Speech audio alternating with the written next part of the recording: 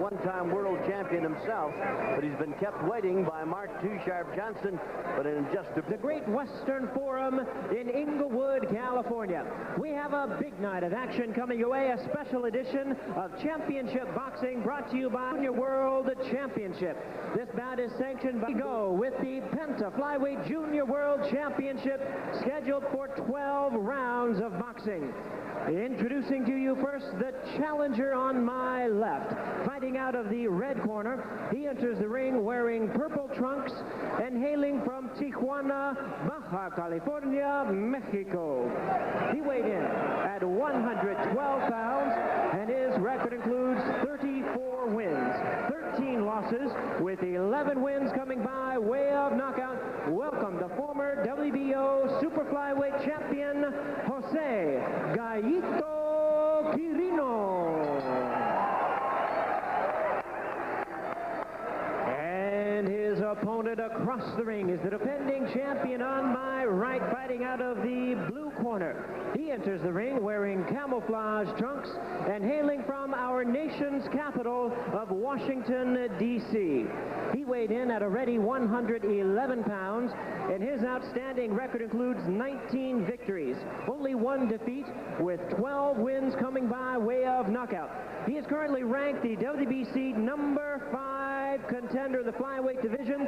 Introducing, and please welcome, the Penta Flyweight Junior World Champion, Mark Too Sharp Johnson.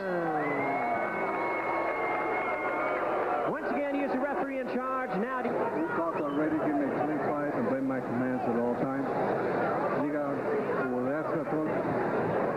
Rosadia finishes his comments. Johnson and Quirino. Johnson's 22. Quirino's 4 years older. Johnson's an inch taller. Quirino is a pound heavier, and Johnson has 2 inches advantage in the reach department. The rules governing 12 rounds. Let's go with round number 1. Yeah, and that 3 knockdown rule is different from the normal California rule, but again, these are being fought under Pentacontinental rules. Thomas Hogan is the president of the Pentacontinental Boxing Organization. His headquarters is in Texas. Quirino, incidentally, is ranked number 14th in the Pentacontinental ranking system. Johnson is the southpaw, and he brought a new one out from the crowd when he threw out a punch that nearly spun him right into the laps of the spectators' first row. And Quirino tried to take advantage of it, but to no avail. Quirino's World Championship that Tom mentioned earlier, we should just make that a little bit clear for you. It was a WBO title, and of course, many still do not recognize the WBO as being a major player insofar as the alphabet morass of boxing is concerned nowadays. Still the most recognition given to the WBA, WBC, and the IBF, but his title wasn't a WBO title. This is scheduled for 12 rounds. Johnson's last 2 fights, which have not gone past 5 rounds total. So Quirino, I'm sure, is well aware of that. Johnson has got some quick hands and quick feet. His boxing skills are considerable, and of late he's been developing himself into a pretty good puncher. Well, he stings you with those punches, Tom, and now he's taking advantage, as he just did there, Quirino, following up with the left cross after the series of right jabs. What he likes to do is, I guess you could refer it as to getting you drunk and then mugging you. He'll sting you, get you where you're just a little off balance, you're not quite right, and then he goes for the knockout now. He's the southpaw, wearing the camouflage trunks and the boots to match. His costumes, as we've seen him down through the past few months here at the Great Western Forum, have been nearly as exciting, certainly as interesting as those worn into the ring by Maramiro Paez, who will be along a bit later. That's a regular fashion show here tonight. In purple is Quirino. Been a pretty busy first round so far. It's scheduled for 12.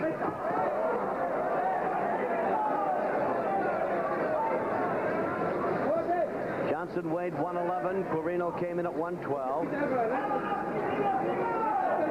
Quirino is not to be taken lightly. He has had some disappointments of late, having lost 4 of his last 5 and 7 of his last 9. But at one time in his career, he was a 16-0 in the win column. And that was after a very impressive amateur career in which he defeated Manuel Medina, who would go on to win a world championship, Anasaya Samudio. And I'll tell you one thing, the crowd is involved in this fight already, Tom. Yes, and I think they have kind of adopted Quirino, not because of his Hispanic background, but because he's the underdog. And, of course, forum crowds kind of go for the underdog in a big way. Round one is coming, and a busy one, to a close.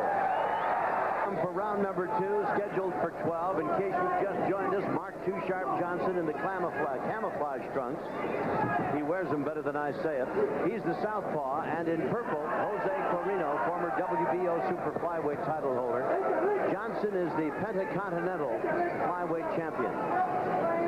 Ranked number 5 right now in the flyweight rankings, Tom, and Americans for the first time making their mark in the flyweight division.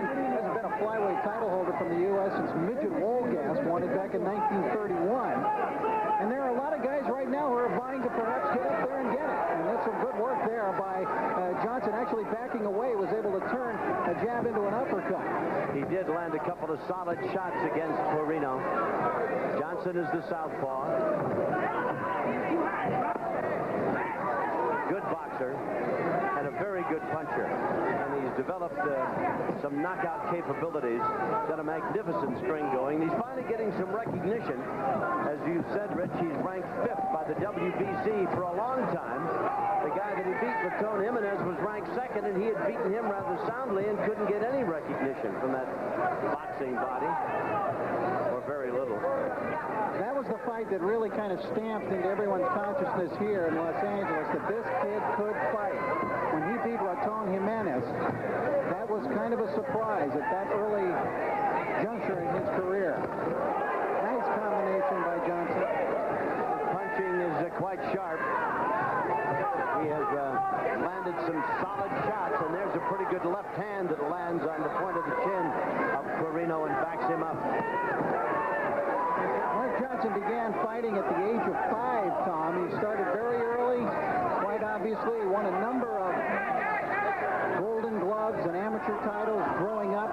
Believe it or not, in 1989, he was inducted into the Washington, D.C. Boxing Hall of Fame while he was still an amateur. And he may get a double induction there in the future because of what he accomplishes as a professional. Eddie, he works that left hand to the body, and if you aren't careful, he'll double it up and come right back to the face with it. Quick-handed.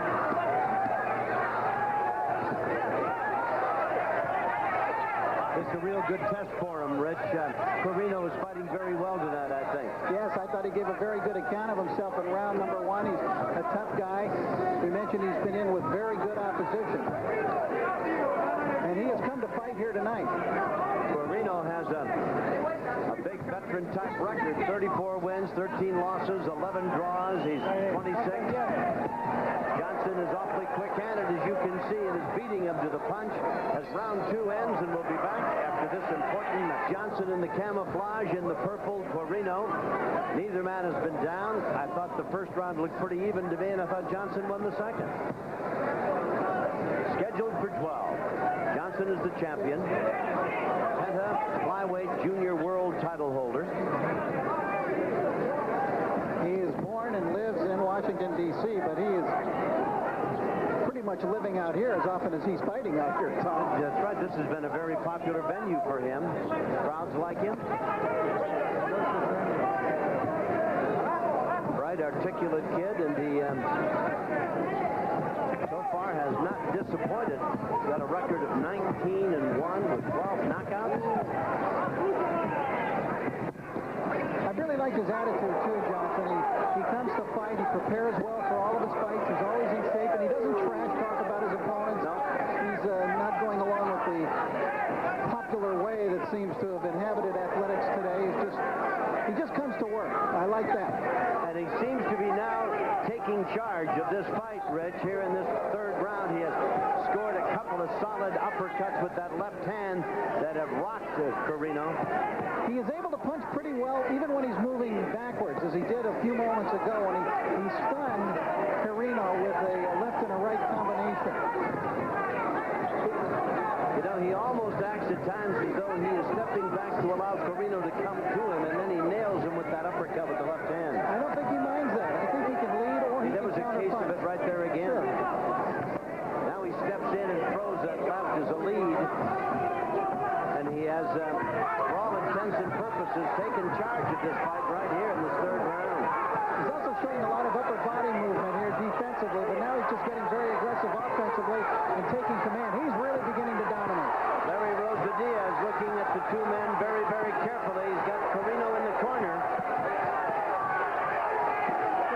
Quirino still fighting back.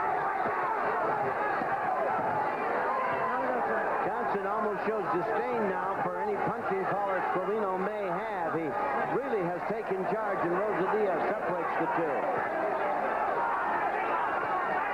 There's a lot of bulldog in that Quirino, though. He's not about to fold. Toe-to-toe, and the crowd really warming to it. And a lot of the fans trying to encourage Quirino to fight back, and he's doing just that, but I think he's just outgunned here. I do too. He got nailed with another left hook. Johnson doing a lot of headhunting all of a sudden, catches a couple. Seconds remain in this, the third round. Quirino goes down. The round won't end, you know, till he gets up. Too many shots, Tom. He just took too many shots. His mouthpiece is out. He's got to get up or this one's over. And it is. He did not beat the count, and that may be, I think that was just about 1 second before the end of the round. So Johnson scores a third round knockout just seconds before the end of the third as he puts Quirino down, and after spitting out the mouthpiece, the young fighter from Tijuana decided that was enough. And Johnson has picked up his 20th victory and has now won 19 in a row and is indeed ready to lay claim to being one of the best flyweights in the world. Watch it again as you'll see Johnson pummel his man repeatedly, catching him with punches lefts and rights, almost unanswered, against the ropes. And finally, Quirino thinks, discretion being the better part of valor, down to the deck. Good solid left hand hit Quirino flush in the middle of the face. Down he went, and out came the mouthpiece, and Johnson picks up another victory. All right, we'll be back. You will. Ladies and gentlemen, we have the time of 2 minutes 59 seconds in round number 3. The winner by way of knockout and still champion, Mark Too Sharp Johnson. Mark Too Sharp Johnson, very impressive win in defense of his Pentacontinental Junior World Flyweight title. And, of course, hopefully he's on to even bigger and better world events and perhaps a shot at the WBC championship in the offing. Rich Barada is up in the ring with the champion, who's adorned now with the belt. You'll find that this is a bright, intelligent young fighter, and he certainly is a very capable guy in the ring. Rich, if you will, with the champion. Okay, thanks a lot, Tom. We've got Mark Johnson, still the champion. Mark, you came in the camouflage outfit tonight. So did your cornermen. You guys were ready to go to war tonight. Oh, well, yes, I was. I read up on his record. He was a worthy opponent. He'd been around for a while, so I knew going into fighting a person like this, we was going to go to war. Now, I felt that he gave a pretty good account of himself. He started fast, as you did here this evening, but you seemed to gain control as the fight wore on. Were you surprised by his own fast start? Well, I wasn't surprised, being as though he was an old veteran, and majority of the time, the old veterans start off slow, but this old veteran, he started off fast. And as I was saying, as the last fight, I'm getting stronger.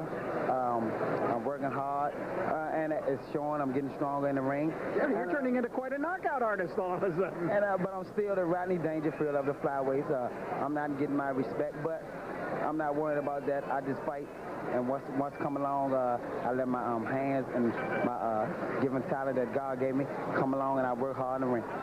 Okay, Mark, let's take a look now at the replay of the action there in the final round, and you can describe what's going on here and how you set him up for the knockout. Well, right here, I knew he wasn't as strong as me. I was a little wide there, but I caught him with some good punches, which I felt though I was stronger than him. And I think as time grew along, I was weighing them down early. What about the future now? You know that you said yourself that you don't feel you're getting the respect, but you are an American ranked in the top 5 in the world right now. There haven't been a lot of Americans in your division that have been ranked in the top 10 for quite a while. Now yourself, there's some other fast-rising Americans, but I know one of you guys would like to get up to that world championship. What's in store for you? Well, right now the flyweights is getting the flyweights to me is the best fight. Everybody likes the heavyweight. I take nothing away from the heavyweight, but I think the flyweight, as of right now, the weight classes is there. We have majority now U.S. American fighters.